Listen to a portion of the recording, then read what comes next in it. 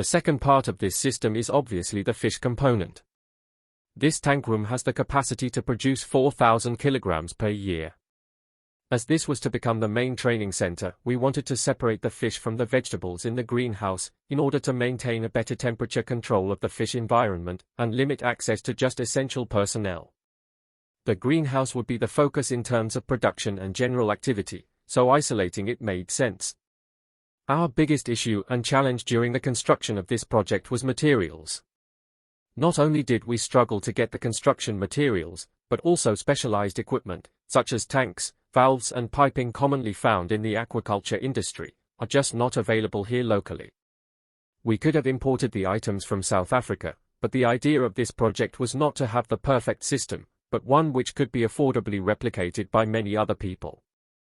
We used local industries, freely available materials, and tapped into existing skills from artisans, plumbers, welders and builders, strengthening the local economy.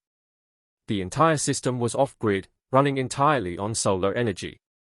This is the only aquaculture system which can run of such a low amount of electricity and was one of the main reasons we chose it. Again, we went with materials that are more durable, long-lasting walkways, good solid structure. The steel roof would form part of the heating model, and limited small doorways and no windows were all part of the heat-retaining plan.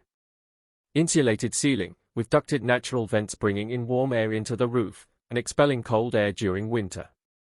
Additional natural heating methods to maintain the internal temperature would be used. Tanks were on wooden bases and insulated underneath. In hindsight, this was unnecessary, but at the time, we were unsure how we could maintain the temperature, so tried to squeeze every degree into the room. The final touches of a fish retaining net and oxygen supplementation would complete the build. Another key item in short supply in the region was fish. To start the system, cycle the beds and get the biology going, we did not worry too much about having all males or even single species.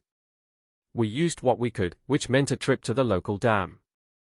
Expert anglers were brought in, but in true angler style, the fish did not play their part, but over a few trips and many casts later, we had our fish, and the system could now be switched on.